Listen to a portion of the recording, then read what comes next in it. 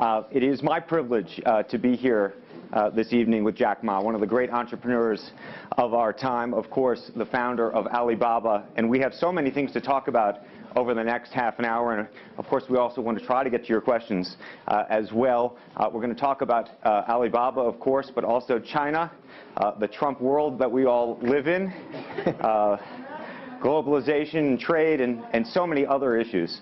But first of all, thank you for joining us. Yeah. Let me start with this, which is to say that you just spent some time inside Trump Tower and went to go visit with Donald, our president-elect in the United States. Tell us about that meeting.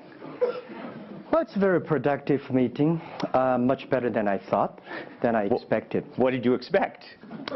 Well, I heard a lot, and I watched, like everybody, I watched all the news and heard a lot about him. So when I go inside, I saw, anything that, but he's very sort of open-minded, listen what I talk. So I think I'm very happy about the results. And finally, when he said, he said, Jack, let me walk you down. I think he's very happy about the results we had. Can I ask, how does a meeting like that happen? Do you call him? Does he call you? Well, how does this take place? Well, that's the question I'm asking myself. Because someday I got some requests from people say, Jack, do you want a meeting the president-elect? I say, is that true or not? Because I'm not ready for that. Because I don't know what to talk about. And then a few days later, I got another request. I got several requests, and then I saw one email with a friend. It's very sort of specific. I thought about it. I think, yes, maybe I should go and have a talk. And at least I think President-elect Donald Trump would be happy to hear what I want to talk about. So I went. And what did you tell him? Talk about the small business, talk about agricultural products, talk about the trade between China and the USA. We especially focus on telling about how can we bring the small business in America, sell them to China, to Asia, through our network, which can create a lot of jobs for them. And you committed to create what you say is going to be 1 million jobs in the United States over the next 5 years. Yeah. Now, that's not 1 million jobs that Alibaba itself, but you're not hiring 1 million people. No, we totally, Alibaba employee put together is like 45,000 people. We cannot hire 1 million. I cannot imagine I can manage 1 million people. Explain to us how you think about the U.S.-China relationship, given some of the comments that Donald Trump has made about China being a currency manipulator. Did that come up during your meeting? Well, I think first, in America, there's a freedom of speech, right? So he can say whatever he wants, and I respect, I understand. But of course, I have my views. We did not debate about the China-U.S. trade or manipulation. We did not debate. We did not talk. We agreed on something. Small business, developing the Midwest America, helping the farmers there, small business there, exporting to China. So we all agreed. But something that we did not discuss about the American, the job losing to China, Mexico, and this. Can I share with you my ideas? Please. Yeah. First, I think 30 years ago, when I just graduated from universities, I heard America had a wonderful strategy. They outsource the manufacturing job, service jobs. They outsource the manufacturer to Mexico and China, outsource the service job to India. There's a book called The World is Flat. Tom Friedman, colleague at the New York Times. And I think it's a perfect strategy. You know, that the Americans said, we just want to control the IP, we just want technology, we just want the brand, and leave the lower-end jobs for the world. Great strategy. And second is that the American international companies made millions and millions of dollars from globalization. The top 100 companies in America. Amazing. I remember when I graduated from university, I tried to buy a beeper, the Motorola beeper. Cost me $250. My pay at that time is $10 a month. as a teacher. And the cost of making that beeper is only $8 for a chip. Right. So past 30 years, IBM, Cisco, Microsoft, they made tons of money. The profit they made are much more than the 4 largest banks in China put together, the China Mobile Phone, China Unicom, and whatever you name it, put together. Still, these multinational companies made more money than. So their market cap grew more than 100 times in the past 30 years. But where'd the money go? This is what I'm curious, because as a business people, I always care about the balance sheet. Where's the money coming? Where'd the money go? Past 30 years, the American had 13 wars, spending $14.2 trillion. The money going there. What if they spend a part of that money on building up the infrastructure, helping the white collars and the blue collars?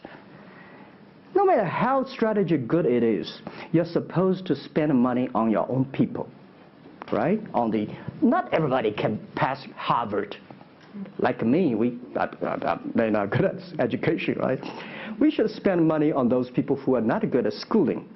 And the other money, which I'm curious about, is that when I was young, I heard America is about Ford and Boeing, those big manufacturing companies. The last 10, 20 years, I heard about is Silicon Valley and Wall Street.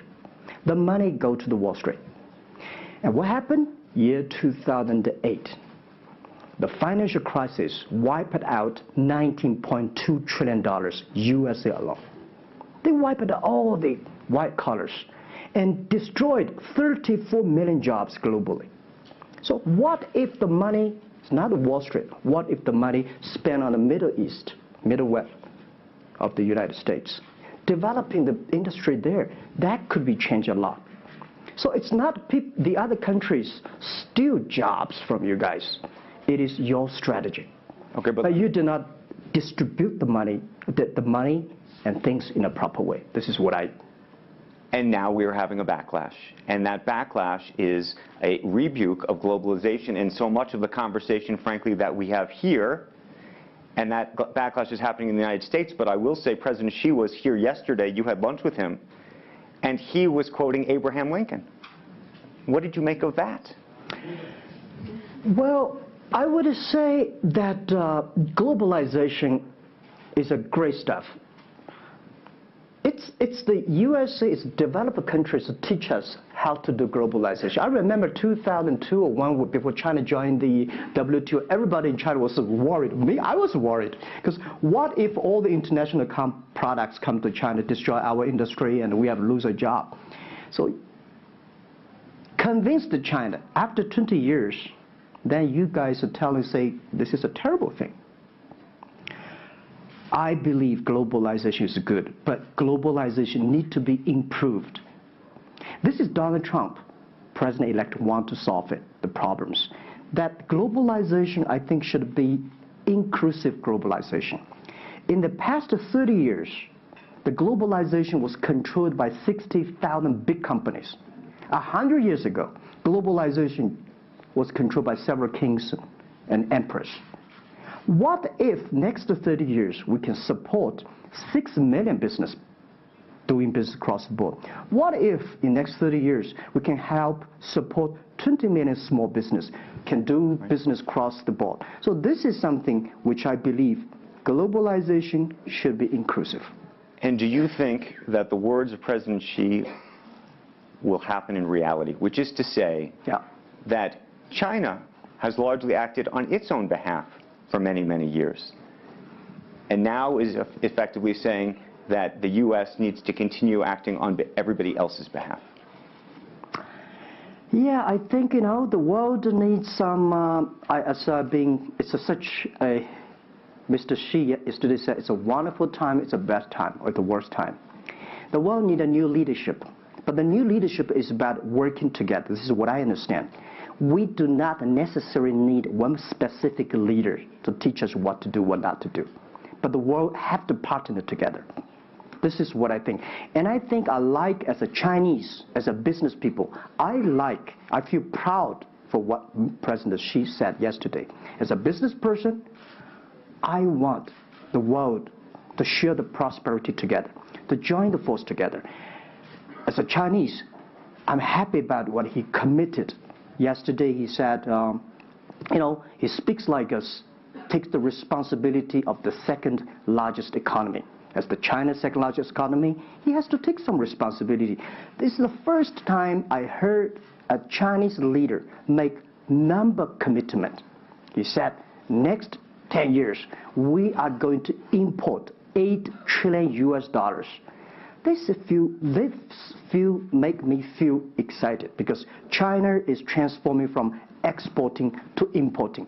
If there's a concrete number, if we can fulfill it, this is going to be huge change to the China and to the world. But don't you think that it's easier today for China to be interested in globalization because of the benefits that can accrue to China because you're continuing to develop than it is for countries that are, quote unquote, developed?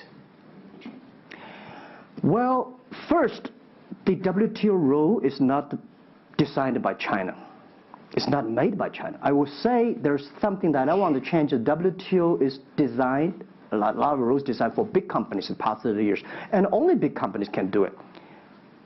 And China definitely benefit a lot from opening. I think China should learn one thing, that we grow in the past 30 years. It's because we open to the world. If we continue to open to the world... Not fully.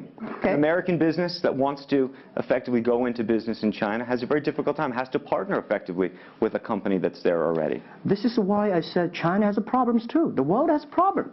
And China definitely has a lot of problems. China should open, should be more confidence. This is what I feel yesterday. I feel the confidence of Mr. Xi that he is ready to open more to the world.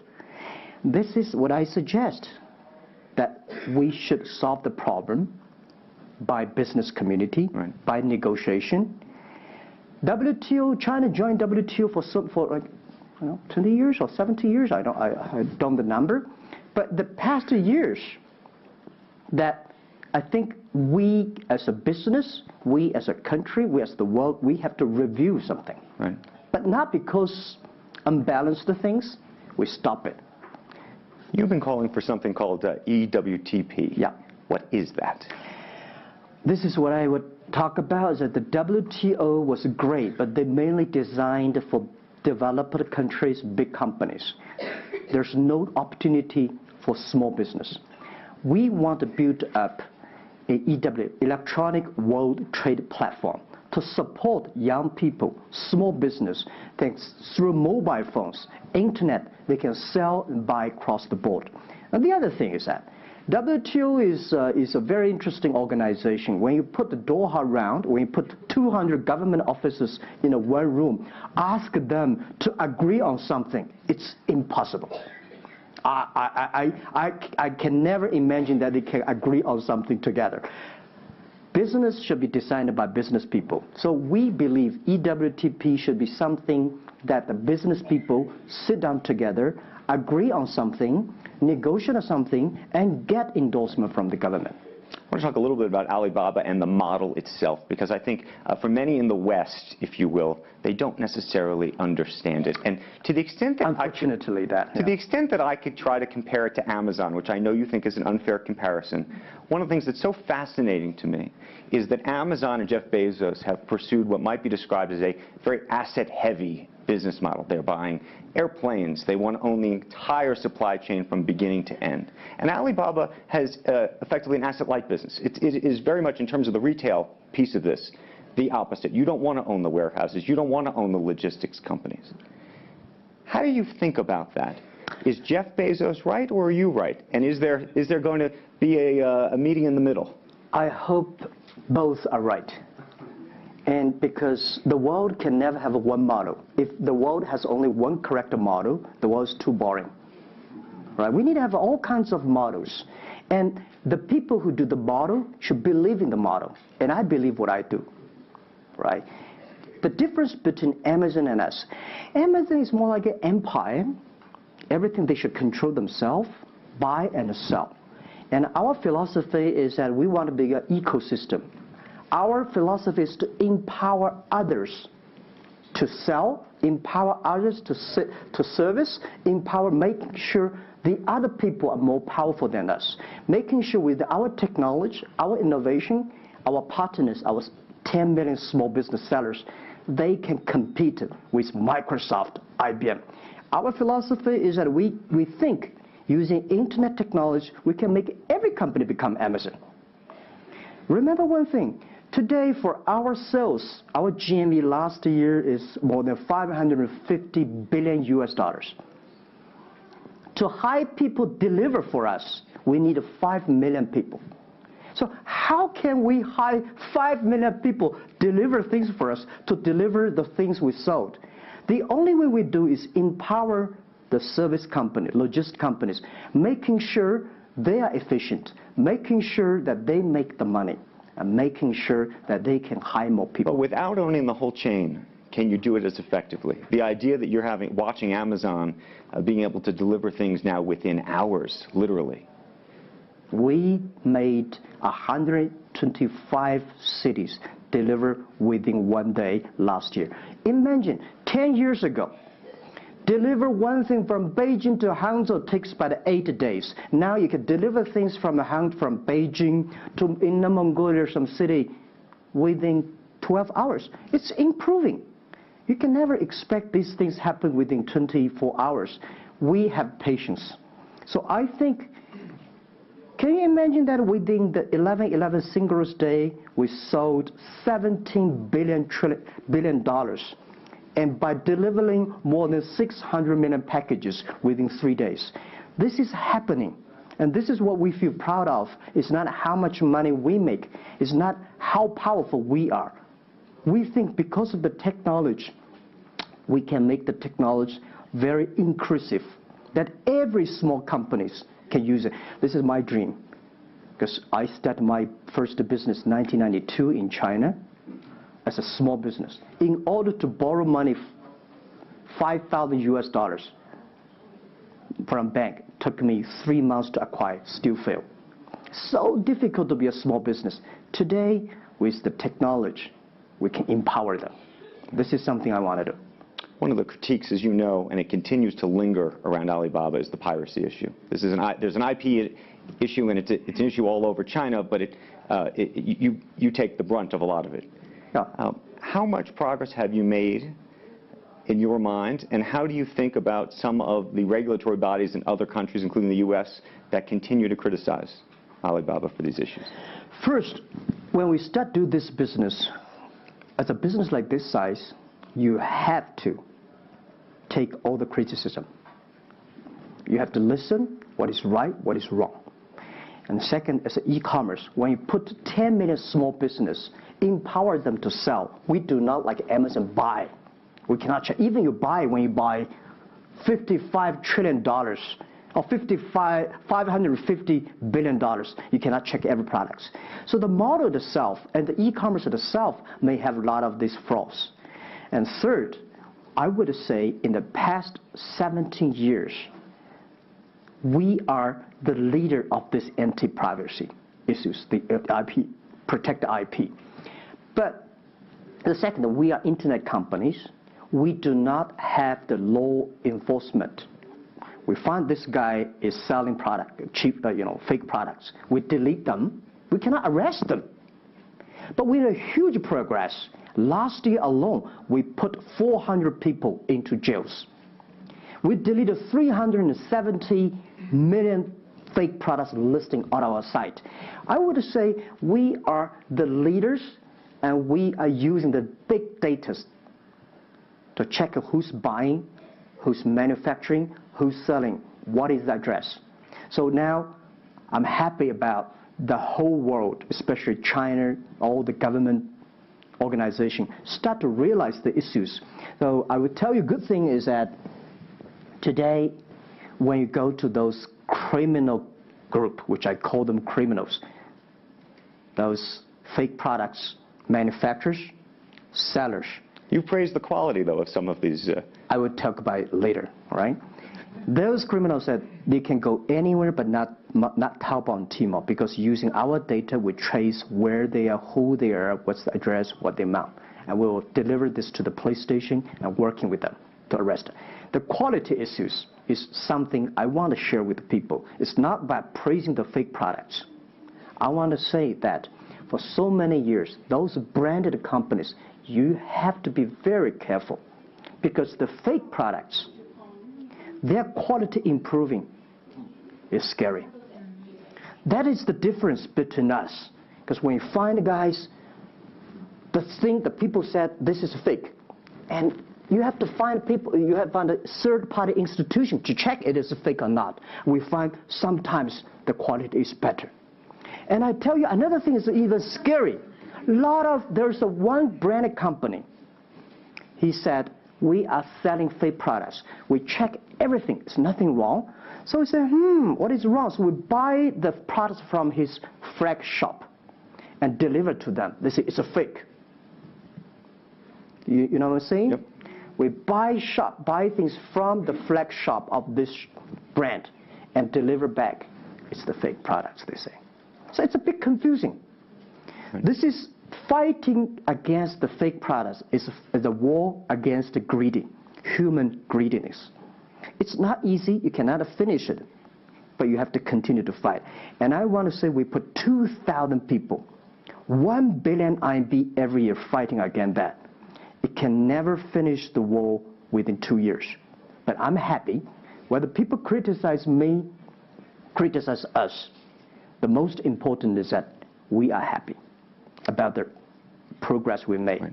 But if people praise me, so, when people say, Jack, you're wonderful, I know I'm not wonderful, right? Oh, Alibaba's great. We are not great. We are just a 17-year-old company. But when people say, you're doing nothing, no, we're doing a lot of things. But you don't have to argue. You don't have to debate. You do what you believe. One of the things you mentioned was using big data on the piracy side, but the other thing that you're using a lot of that big data to do is provide credit and effectively banking the unbanked. And what's so fascinating to me, and I hope you'll share it, is we've talked about the Sesame credit. Yep. How you are able to use big data effectively to figure out who deserves credit and who doesn't in a marketplace where some of these people had no credit history before. Okay. Well, before we do that, we had a system called Teach Computers to learn how to anti-fake products, teach the computers to learn how to, because we have Alipay, a lot of people try to use all the ways to cheating. So we teach the computer how to do that, the cheating things. So we've been doing that for 10 years. Until now, there's called artificial intelligence, because we've been doing that. We are a data company. 8 years ago, we said to ourselves, Alibaba should not be an e-commerce company. We should be a data company, because we have the data from consumers, we have data from the manufacturer, we have data from the logistic companies and transactions. But we think how we can make a data really beneficiary to the society. What China needs is we have a lot of great people. All the small business, they are very credible, but we don't have a credit system for that. So how can we use a credit rating system based on the data we have to giving everybody a Sesame rating system? That is so powerful in the past 4 years, because every individual, every small business, if they have been using our services, we give them a rating system. So we're giving loans in the past 5 years. We're giving 5 million business loans. They only borrow $5,000. 3 minutes, we can decide whether we should give you money, how much you want to give. Within 1 second, the money will be in your account. And 0 people touch, so we call it 310. And even today, the Sesame rating system become people dating. The mother-in-law want to say, hey, you want to dating with my daughter? Show me your rating system of the Sesame card. So it's so funny. We go to the people want to rent a car, people want to rent a bicycle. They will say, show me your Sesame cards. Good. Because if they do not pay back, if they do not fulfill, the rating system is going to low down and they can never rent a house. This is what we want to build up, the system. That if you sell or buy fake products, the Sesame cards will show. I'm going to open up to questions, but a final one from me. There's been a lot of speculation that you're going to get into the business of Hollywood. Your name has appeared, Alibaba Group, at the beginning of a couple of big films recently. What is the ambition for Alibaba in the entertainment world? The beginning was like this. Several years, every 5 years, we have a review for our strategy. Now, our strategy is always look at the 30 years and 10 years. And every strategic decisions we make, we have to ask one question. Is this decision we made solve society problem? Because we believe the bigger social problem you solve, the more successful you are. So if we do this cannot solve any social problems, we don't do it. Second, is this project is going to be successful in 10 years? If it's going to be successful in 10 years, let's do it. If it's going to be successful in 1 year or 1 month, now more I would say, forget about it. Because why you can be successful in 1 year or 1 month? So we all have to put parallel. And 5 years ago, we had a big debate about 10 years later, 20 years, what are the things that China society and the world want? So we say happiness and health. 2H strategy. So happiness and health. We believe Hollywood, the movie industry, bring people happy. Because today, nobody's happy. Rich people not happy, poor people not happy, At least when I watch a movie, I feel happy about it, right? So I think we should partner with the Hollywood, especially like a lot of, we have a different way of living. In China, the movie, we have a lot of heroes. But China movies, heroes always dead. The American movie hero never die. If all the heroes die, who want to be the hero? So my movie, I want to make the hero live. Right, so this is, I think we should learn a lot. And it's only about 2 years, so we have another 8 years to go. I want to make our company that it's not e-commerce. It's something that giving people inspirations. Giving people, because I learn a lot. For example, I always say that my favorite movie, Forrest Gump. Life's tough. This is I learned, and that inspired me. That is why when people call me crazy, stupid in the past 17 years, you're crazy, you're doing something never work. You're stupid, how can you do that model? Amazon this model, eBay this model, why Alibaba this model? I told myself, Forrest Gump said, go ahead. Never care about what the other people. And the other thing, Forrest Gump said, nobody make money out of the catching whales. People make money by catching shrimps. So we serve small business. Fair enough. Jack Ma, we should probably end it there because we're going to run out of time, but I thank you. Thank you so much for the conversation. I promised we'd sneak in a question or two, and we literally have 2 minutes, and they're going to get upset with me. If you have a question, and we're going to, I got to beg you to do it within literally, a second, so go for it right there. Okay, I'm not going to say that China and US is going to have a trade war, but if the Trump administration gets tougher on China in terms of trade agreement, is that going to hurt Alibaba? Well, I don't think so. I think China and the U.S. should never have a trade war. We'll never have a trade war. And I think we should give President-elect Donald Trump some time. And he's open-minded. He's listening. And I think the war, it's so easy to launch a war. But it's so difficult, almost impossible sometimes to terminate a war. Iraq war, Afghanistan war, is that finished? No. Trade war. I believe one thing. When trade stops, the war starts. Trade is something that people start to communicate. Trade is something people exchange culture and value. And I will be happy if China and USA agree on something and Alibaba business model destroyed. I would destroy Alibaba model by stopping the war between. Because how can you imagine the first largest economy of the world, second largest economy of the world, have a trade war? It's going to be a disaster for two countries and for the world. If anybody can do something to stop it, do anything to stop it. Did you have a reaction to Trump and the situation with Taiwan and how he's thinking about that? Well, Taiwan, I think this is not something about government. This is not something about business. This is something about people. If the Taiwan issue is the population, if you do Taiwan issue, it's like against 1.4 billion people. So this is another issue. So we're talking about trade, we're not talking about Taiwan. Very politic. Let's take one final question if we can. I think we can steal one more in.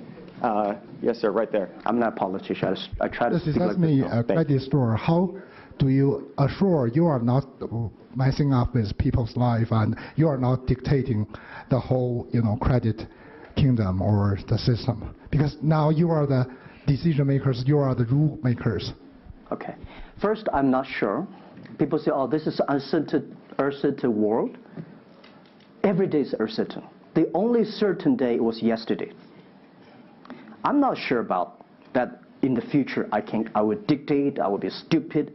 That's why I should retire early when I'm young. That is why I have a lot of things that I dream I want to do. I want to do philanthropy, I want to be a teacher, I want to go back to school, I want to do the environment. And the world is so wonderful. Why should I be the CEO of Alibaba all the time? I'm coming to this world not to work. I want to come to this world to enjoy my life. I don't want to die in my office. I want to die on the beaches. It's a wonderful message. Jack Ma, thank you for the conversation. Well, can I say one last thing? Yes, please, please. I just want to give my last advice to any people here that every government should pay attention to in the next 30 years are critical for the world. Every revolution, technology revolution takes about 50 years. The first 20 years, technology company. Next 30 years, the implication of the technology. Focus on next 30 years. The first 20 years, eBay, Amazon, Facebook, Alibaba, Google, good. The most important is that make the technology inclusive, make the world change. This is 30 years. Next, pay attention to those people who are 30 years old, because those are internet generation. They will change the world. They are the builder of the world. Third, that let's pay attention to the company who have fewer than 30 employees. So 30 years and 30 years old and 30 employees. That can make the world much better. Jack Ma, thank you very, very much. Thank you. Thank you. Thank you. Thank you. Thank you.